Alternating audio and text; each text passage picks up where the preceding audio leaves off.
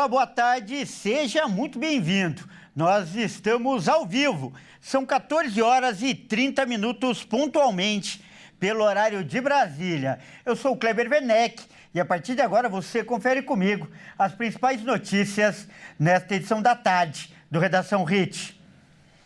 E olha só, os Estados Unidos classificaram o PCC e o Comando Vermelho como organizações terroristas. A medida desagradou o governo brasileiro.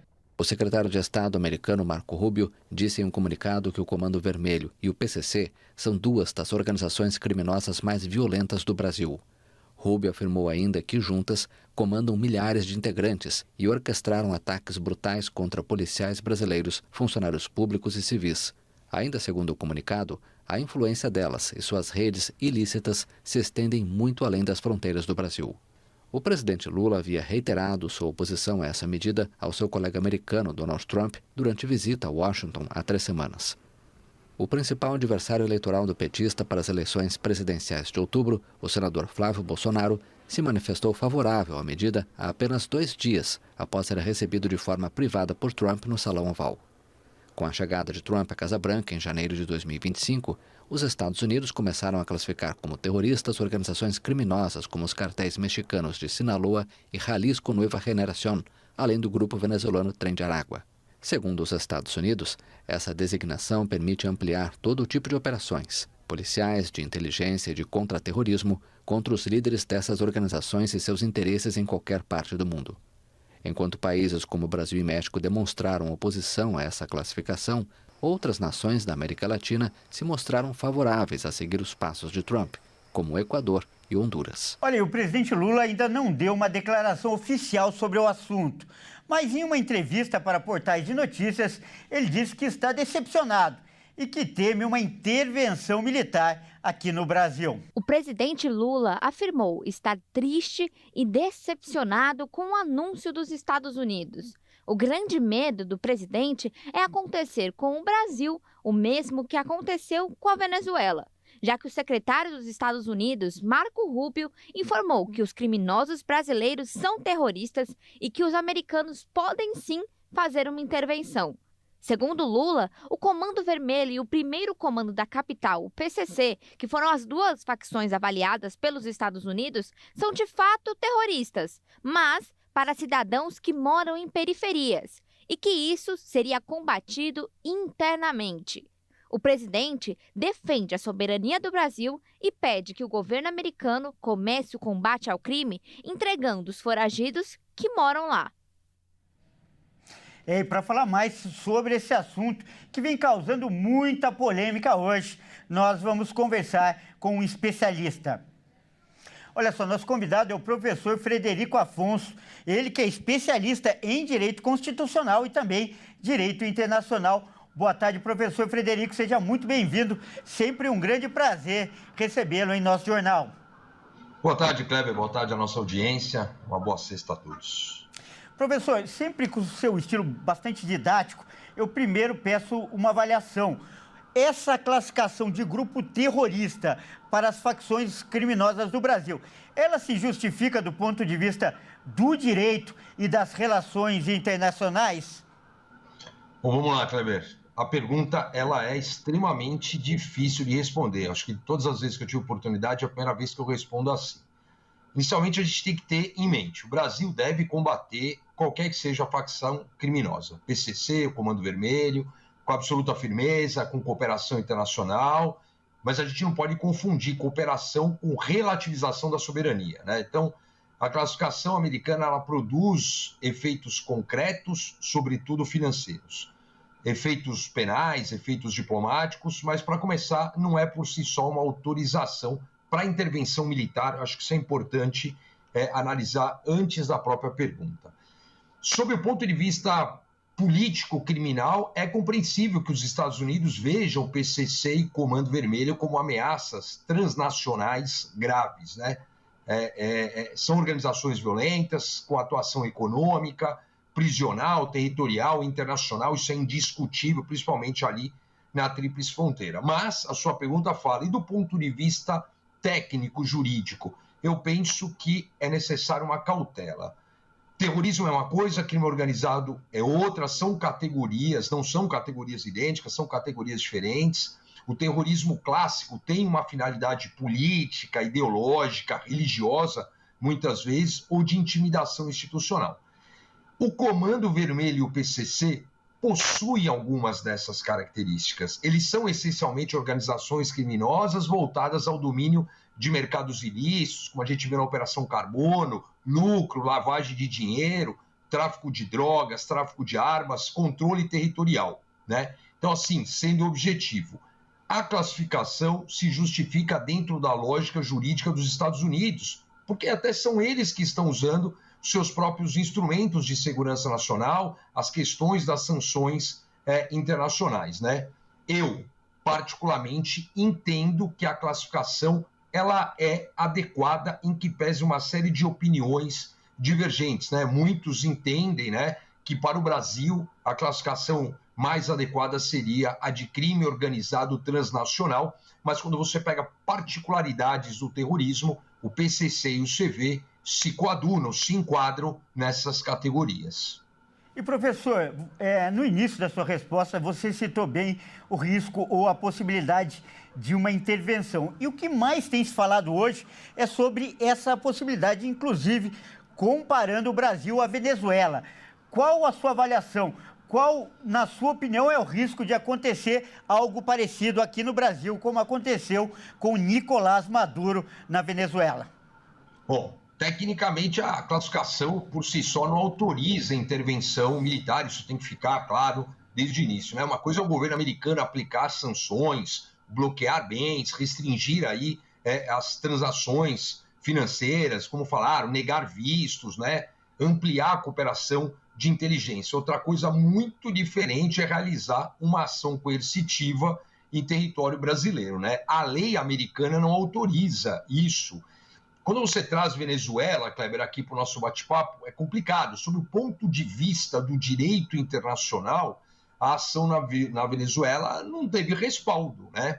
Então, assim, se a gente volta para cá, né, pelo direito internacional, soberania, integridade territorial dos estados, continua sendo a regra, né? Uma ação, vamos chamar assim, unilateral em território brasileiro, sem, portanto, o consentimento do Brasil, levantaria gravíssimos problemas jurídicos e diplomáticos, não tenho a dúvida disso. O risco mais imediato, portanto, a meu ver, não é militar.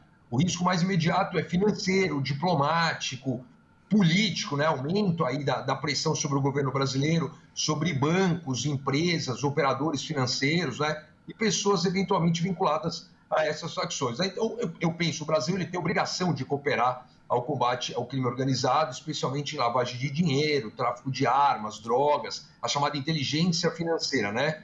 Mas cooperação internacional não pode ser confundida com autorização aí para ingerência externa, né? Então, eu penso que o risco imediato, não há esse risco imediato de intervenção, não enxergo dessa forma, Cleber. Então, eu peço para você comentar os efeitos econômicos, como você citou bem. Inclusive, alguns colocaram em xeque até o PIX, né? Consideraram essa classificação uma ameaça ao PIX. Queria que você comentasse isso também, por favor.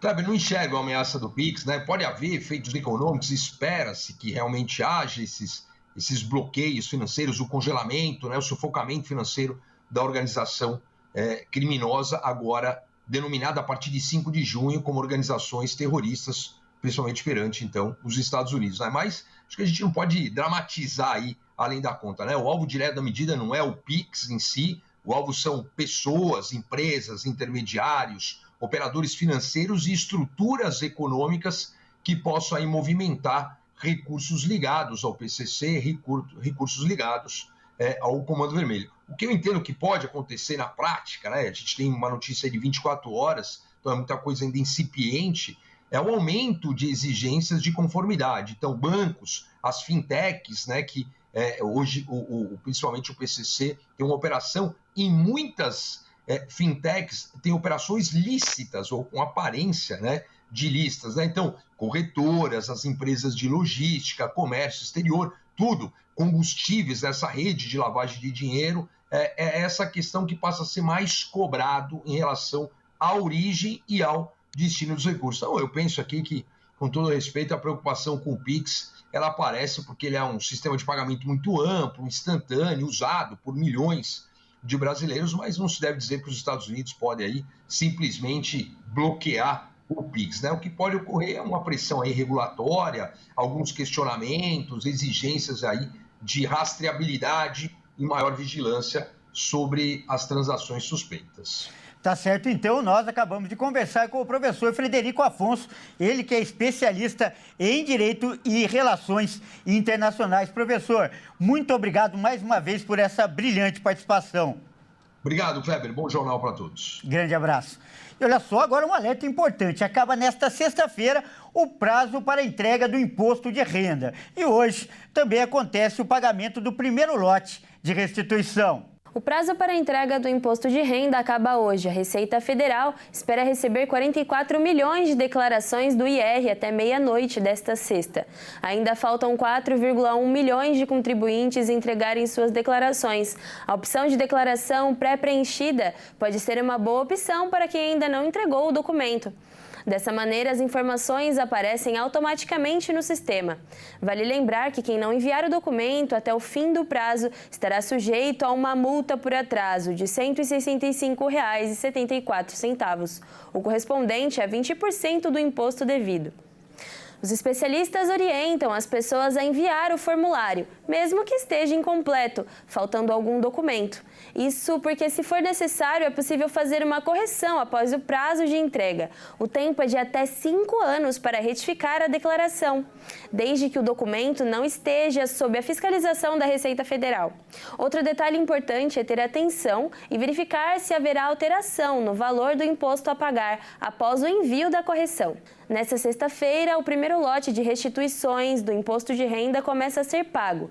Este é o maior valor já pago pela Receita Federal em um lote de restituição do IRPF e contempla também restituições residuais de exercícios anteriores. Ao todo, mais de 8,7 milhões de pessoas serão beneficiadas, com um valor total de crédito de 16 bilhões de reais. Para mais informações ou consultas, é possível acessar o site da Receita Federal ou o aplicativo que está disponível para tablets e smartphones. Olha só, acontece amanhã em São Paulo uma mega troca de figurinhas do álbum da Copa do Mundo. O evento acontece no Parque do Ibirapuera, aqui em São Paulo, e o Caio Veríssimo está por lá e vai trazer mais informações para a gente. Boa tarde, Caio. Oi, Kleber, boa tarde a você, muito boa tarde a todos que estão aí nos acompanhando no Redação Hit. Pois é, eu estou aqui no Parque Ibirapuera porque está acontecendo o preparativo para esse grande evento, mega troca de figurinhas. E olha, figurinha hoje é uma febre no Brasil, né? Se a gente parar para analisar, neste ano, nesta Copa de 2026, pelo menos 7 milhões de álbuns já estão circulando pelo Brasil, um número que é 41% maior do que na última Copa de 2022, do Catar. Isso, o brasileiro, de fato, entrou de cabeça nessa brincadeira aí. E hoje, um detalhe muito interessante para a gente mencionar aqui é que, para completar um álbum hoje, são pelo menos 994 figurinhas, um número maior do que na última Copa, porque nesta Copa de 2026, agora são 48 seleções participando, não mais 32, como foram em todas as outras. Então, quem está nos assistindo, quem tem a sua figurinha, muito provavelmente está com dificuldade para completar. Amanhã é o dia perfeito para fazer isso, porque aqui é esperado milhares de pessoas vindo aqui poder trocar suas figurinhas. E para a gente entender um pouco mais, Kleber, de como vai ser esse evento, eu estou aqui com a Júlia Savoy, ela que é coordenadora de marketing do evento, vai poder explicar para a gente um pouco mais os detalhes. Júlia, muito obrigado por nos receber. Bom, eu queria que você começasse dizendo para a gente como está o preparativo para esse evento. Boa tarde. Boa tarde. A gente está com expectativa muito alta, a expectativa é de casa cheia, vai ser um evento para a família inteira, além da troca de figurinhas, né, vai poder trocar muito, mas a gente tem atividade de todos os tipos, vai ter food truck, vai ter atividades, vai ter brinde, vai ter muita coisa para a família inteira. Bom, e um detalhe muito interessante, Kleber, é que O evento ele também está sendo aguardado para bater o recorde de pessoas trocando figurinhas, né, Júlia? Conta pra gente isso. É verdade. Em 2022 a gente conseguiu bater esse recorde do Guinness World Records e esse ano a gente quer tentar bater o nosso próprio recorde, né? Então a gente tem uma arena de troca, todo mundo que entrar no evento passa por essa arena, dá seu CPF, precisa de pelo menos uma troca por CPF para a gente conseguir bater esse próprio recorde. O próprio recorde já era daqui do evento. Bom, e também tem um outro detalhe que é a chuva de figurinhas. Vai acontecer uma chuva de figurinhas? Conta pra gente. É isso, a gente vai ter 3 momentos, vão ser mais de 15 mil figurinhas para todo mundo poder aproveitar. A gente vai ter venda de figurinhas também, vai ter um monte de atração. Perfeito. Bom, então, para encerrar, faz um convite para o nosso telespectador. Convida todo mundo que está interessado, precisa trocar aquela figurinha que está faltando. Chama a galera, por favor. Boa, gente. Você que está em casa, vem trocar com a gente aqui no iFood, vem bater esse recorde, vem aproveitar esse evento, esse sábado incrível aqui com a gente. É isso aí, olha, Kleber, eu conheço muita gente que tá faltando poucas figurinhas aí para completar o álbum. Tá o convite feito aí, amanhã vai estar acontecendo um evento maravilhoso. Chega, traz os filhos, traz a família, porque vai ser um evento muito legal. Eu volto com você, Kleber. Tá certo, Caio. Muito obrigado pelas informações. E olha só, vamos mudar de assunto agora para fazer nosso giro de repórteres pelo país e saber o que é notícia nesta sexta-feira. Olha só, a Prefeitura do Rio de Janeiro adiou o fim da cobrança em dinheiro nos ônibus da cidade. A nova data agora será 28 de junho. Vamos ver com o Joenilson Santos. A Prefeitura do Rio decidiu prorrogar o prazo para o fim do pagamento em dinheiro nos ônibus municipais da capital. A medida, que começaria a valer nesta sexta-feira, foi adiada para o dia 28 de junho. Segundo a Prefeitura, a decisão foi tomada após um pedido da Justiça do Rio. A mudança faz parte do processo de transição para o sistema digital de bilhetagem, que prevê o uso exclusivo do cartão Jaé, Pix e cartões de crédito e débito nos ônibus do município. A substituição do pagamento em espécie vem gerando discussões entre a Prefeitura e órgãos de defesa do consumidor. O Procon-RJ e a Secretaria Estadual de Defesa do Consumidor questionaram a falta de campanhas de orientação e as dificuldades enfrentadas por parte da população para ter acesso ao novo sistema. Entre as principais críticas estão as filas nos postos de atendimento, a dificuldade de acesso a meios digitais e os possíveis impactos para idosos, turistas, pessoas desbancarizadas e trabalhadores informais. A Prefeitura, por outro lado, afirma que a modernização deve aumentar a segurança nos coletivos e reduzir crimes como roubos e furtos dentro dos ônibus. Segundo eles, a expectativa é que o período extra de adaptação ajude a ampliar o acesso dos passageiros às novas formas de pagamento. E olha só, São Paulo anunciou a ampliação da vacinação contra a gripe, isso para toda a população agora. Vamos ver os detalhes com a Giovana Nazário. O estado de São Paulo vai ampliar a vacinação contra a gripe a partir dessa segunda-feira. Toda a população acima de 6 meses de idade vai poder se imunizar. A campanha acontece em todos os 645 municípios paulistas. A aplicação da vacina feita nas unidades básicas de saúde, a UBS, segue até o final do mês de junho. O estado já aplicou mais de 5,6 milhões de doses do imunizante neste ano. A campanha de vacinação já atendeu os grupos prioritários, que inclui idosos a partir de 60 anos, criança de 6 meses a menores de 6 anos, gestantes, puerpérias e pessoas com doenças crônicas. Com a chegada do outono, a estação favorece a maior alta de doenças respiratórias. A vacinação é fundamental para reduzir a circulação do vírus e para aqueles que foram diagnosticados com Covid-19, a recomendação é que sejam vacinados imediatamente após o término do período de isolamento. E, além disso, para as crianças entre 5 a 11 anos, é necessário um intervalo de 15 dias entre as vacinas destinadas à campanha da gripe e contra o coronavírus. Os locais de vacinação funcionam das 7 horas até as 19 e, em caso de dúvidas, é possível acessar o portal Sem Dúvidas para mais esclarecimentos sobre a vacina. E o Rio Grande do Sul entrou em categoria de alto risco para síndrome respiratória aguda grave. O alerta foi divulgado pela Fiocruz e a procura pela vacina contra a gripe tem sido baixa no estado. Vamos ver agora com o Diogo Lachmann. Os casos de doenças respiratórias seguem alta em todo o estado. Na quinta-feira, a Fundação Oswaldo Cruz divulgou um novo boletim do Infogripe, apontando que o Rio Grande do Sul ultrapassou o nível considerado muito alto para a síndrome respiratória aguda grave e passou a integrar a categoria de alto risco. Só na última semana, mais de 500 casos foram registrados. O vírus influenza A continua sendo de maior circulação e tem provocado internações em crianças, adultos e idosos. Dados da Secretaria Estadual da Saúde apontam quase 5.000 hospitalizações somente neste ano. Desses pacientes, 300 acabaram mortos pela doença. Especialistas alertam que ainda não há sinais de estabilidade nos casos e que o cenário pode piorar com a chegada das temperaturas mais baixas. A preocupação aumenta também pela baixa cobertura vacinal. Mais da metade do público prioritário ainda não se imunizou contra a gripe no estado. A campanha nacional termina neste sábado, mas as doses seguem disponíveis enquanto houver estoque nos municípios. E olha só, um senhor de 104 anos acaba de lançar um livro em Santa Catarina. E ele é o escritor mais longevo do mundo. Vamos ver agora com a Fernanda Zampoli. Aos 104 anos, Lindomar Cardoso Tournier segue transformando experiências de vida em literatura. O escritor, reconhecido pelo livro dos recordes como o autor mais longevo do mundo em atividade, lançou o livro Herotíades, Orgulho e Redenção durante as comemorações dos 156 anos de emancipação política de Tubarão. Lindomar também recebeu uma moção de aplausos da Assembleia Legislativa de Santa Catarina pela trajetória dedicada à literatura.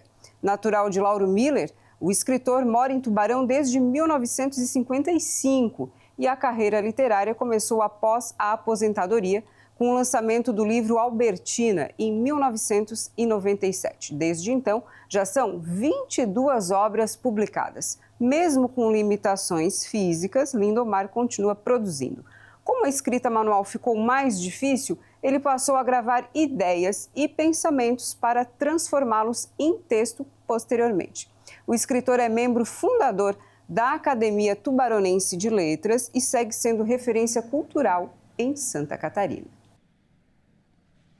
E olha só, a Prefeitura do Rio Grande do Sul lançou a campanha do agasalho para pets. O objetivo é arrecadar roupas e cobertores para os animais que vivem nas ruas. Vamos ver agora sim com o Guilherme Souza.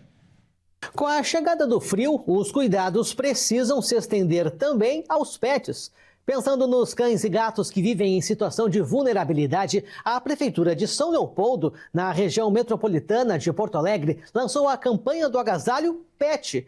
A iniciativa busca arrecadar roupas e cobertas, mantas e outros itens que ajudem a proteger os animais nas temperaturas mais baixas. Segundo o secretário de Proteção Animal da cidade, o objetivo é garantir mais conforto aos bichinhos durante o período mais frio do ano. As doações serão destinadas aos animais acolhidos no canil municipal e também repassadas a ONGs cadastradas no município. Quem quiser contribuir pode entregar os itens na sede da Secretaria de Proteção Animal, de segunda a sexta-feira, das 8h30 da manhã às 4h30 da tarde. E olha só, um vídeo gravado no Rio de Janeiro mostra passageiros de um ônibus correndo atrás de um ladrão. O homem havia acabado de roubar o celular de uma mulher, mas o aparelho foi recuperado. Vamos ver novamente com o Joenilson Santos. Passageiros de um ônibus da linha 415, que faz o trajeto entre a usina e o Leblon, perseguiram um suspeito e conseguiram recuperar um celular roubado na região da Cidade Nova, no centro do Rio.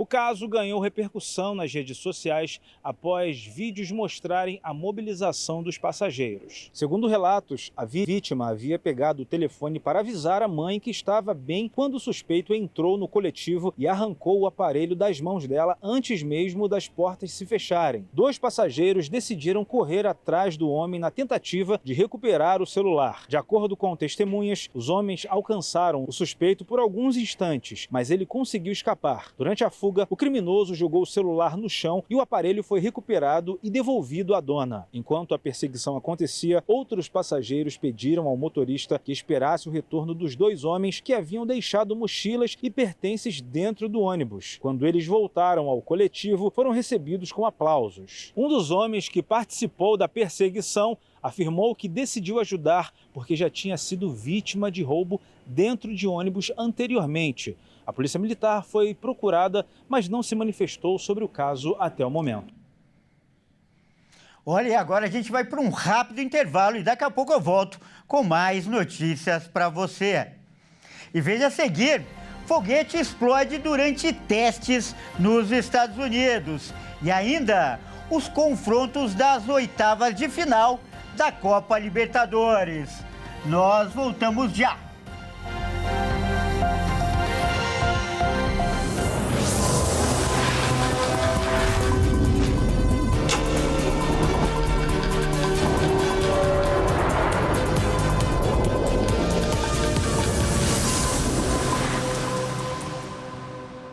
Mais uma vez, seja muito bem-vindo. Nós estamos de volta e ao vivo. São 14 horas e 58 minutos pelo horário de Brasília. Olha só, um foguete da empresa espacial norte-americana Blue Origin explodiu na plataforma de lançamento durante um teste em Cabo Canaveral, na Flórida. Em um breve comunicado publicado no X, a empresa afirmou ter registrado uma anomalia durante o teste de acionamento e acrescentou que todo o pessoal foi localizado. Um vídeo do incidente mostra fumaça saindo da parte inferior do foguete, que tem 98 metros de altura, antes dele ser envolto por uma enorme bola de fogo. A explosão é o mais recente revés para a empresa de exploração espacial, que pertence ao bilionário Jeff Bezos.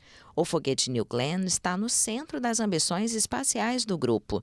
Elon Musk, que fundou a SpaceX, empresa rival da Blue Origin, lamentou o ocorrido e classificou o acidente como muito infeliz. No mês passado, o foguete New Glenn da Blue Origin fracassou em uma missão para colocar um satélite de comunicações na órbita correta, o que deu origem a uma investigação. E agora é hora de falar de esportes aqui no Redação Hit. E quem traz as informações ao meu lado, Bruno Buenos Aires. Boa tarde, bem-vindo, Bruno. Boa tarde, Cleber. Bruno, vamos começar, falando com o assunto, do dia hoje, que foi o sorteio das oitavas da Sul-Americana e também da Copa Libertadores. Conta pra gente aí como ficaram os confrontos, Bruno. Com certeza, Cleber. Boa tarde a você e também a todos que nos assistem.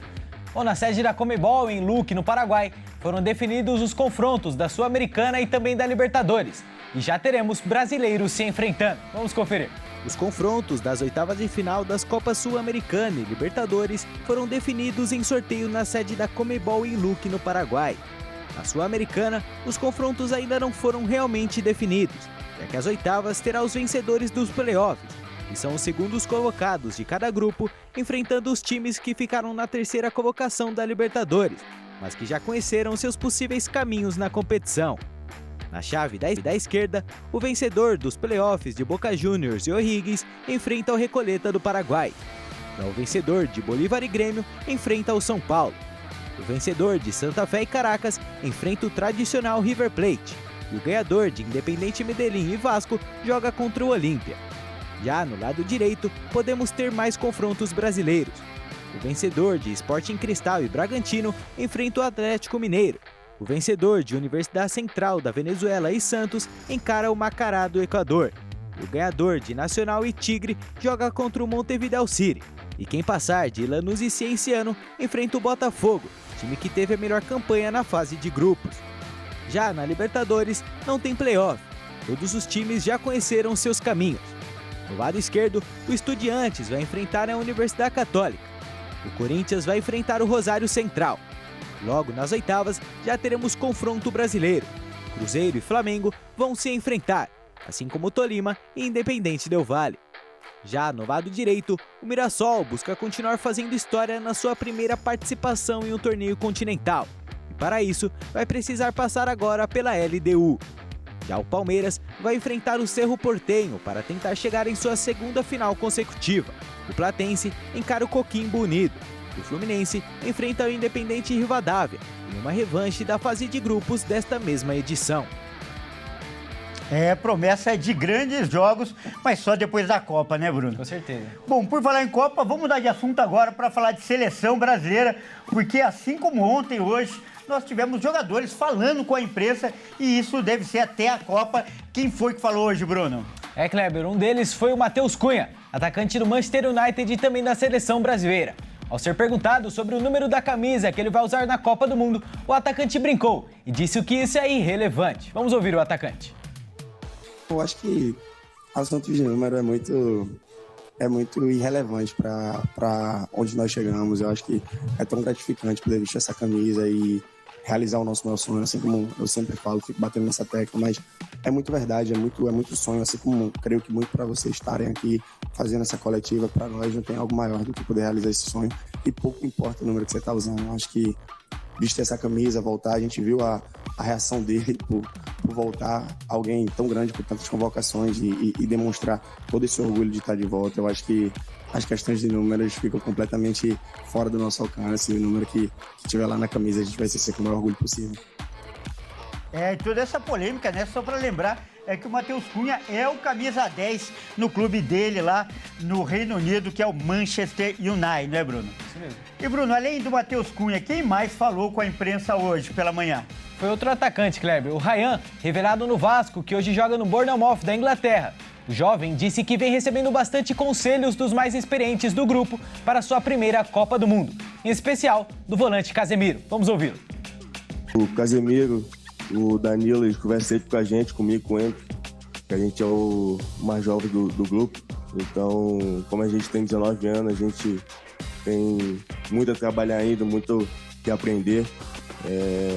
Eles, como mais velhos, eles têm uma liderança muito forte, então eles fazem sempre pra gente entrar dentro do campo, jogar leve, jogar com peso que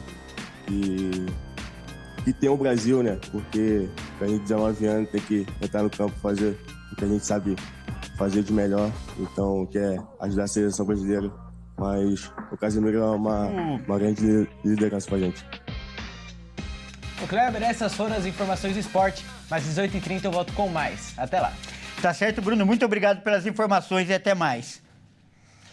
E olha só, vamos mudar de assunto agora para falar que a cantora gospel Kelly Benigno lançou hoje a música Aleluia, uma canção vibrante, cheia de fé e esperança para transformar a adoração em alegria. Vamos ver.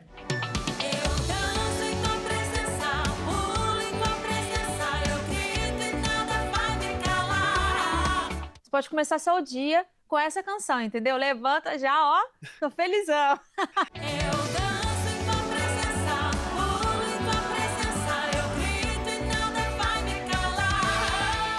Em um tempo em que muita gente vive cansada, ansiosa e sem esperança, uma canção chega com um recado simples. Ainda existem motivos para agradecer. A cantora gospel Kelly Benigno lançou Aleluia, um single que une adoração, alegria e uma sonoridade pop cheia de vida. A música é um convite para lembrar que mesmo nos momentos difíceis, Deus continua sendo digno de louvor.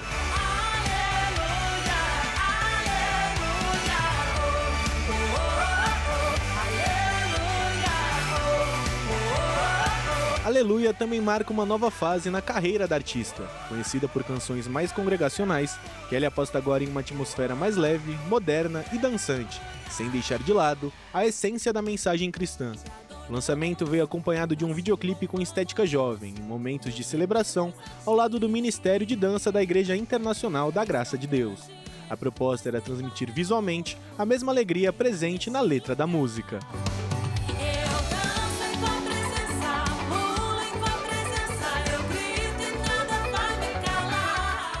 Ela é para alegrar os corações, aquela pessoa que está triste é para se levantar, adorar a Deus. E às vezes a gente busca tanto pedir algo para Deus, sempre pedindo, e às vezes aquela tristeza no coração, que a gente tem que mandar embora essa tristeza, né, em nome de Jesus. E essa canção ela é diferente, ela é uma canção que a gente exalta realmente o nome de Deus, mas com alegria. Você começa a ouvir ela, dá uma alegria muito grande. Eu ouço sempre. E quando eu coloco no meu carro, às vezes eu venho trabalhando, eu já tô lá. Só curtindo a música, adorando a Deus, é muito legal mesmo. Essa fé que a nova canção traz vem de berço. Filha de pastores, Kelly cresceu cercada pela música e pela fé. A relação com o gospel começou ainda na infância, dentro da igreja, e foi se transformando em ministério ao longo dos anos. Hoje, a cantora usa a música como uma forma de levar esperança e aproximar pessoas de Deus.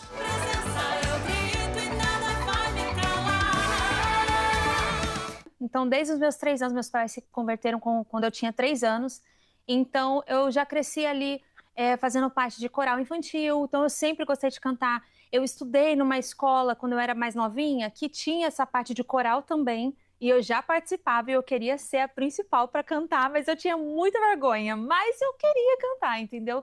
Então, eu sempre amei louvar, participar do grupo de dança. Eu participava de tudo, teatro da igreja. Então eu sempre fui muito envolvida. E a Kelly cresceu ouvindo as pessoas repetirem aleluia nas igrejas. Mas muita gente nem sabe o significado dessa palavra.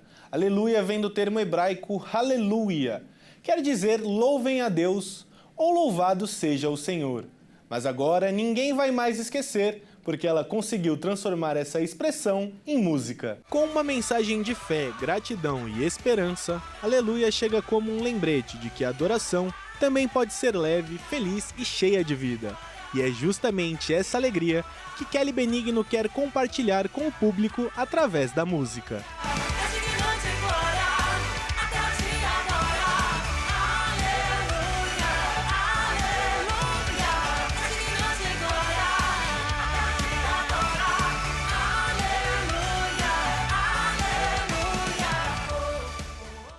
É muito legal, essa edição fica por aqui. Eu agradeço demais a sua companhia. Continue ligado em nossa programação. Ótima tarde e até mais.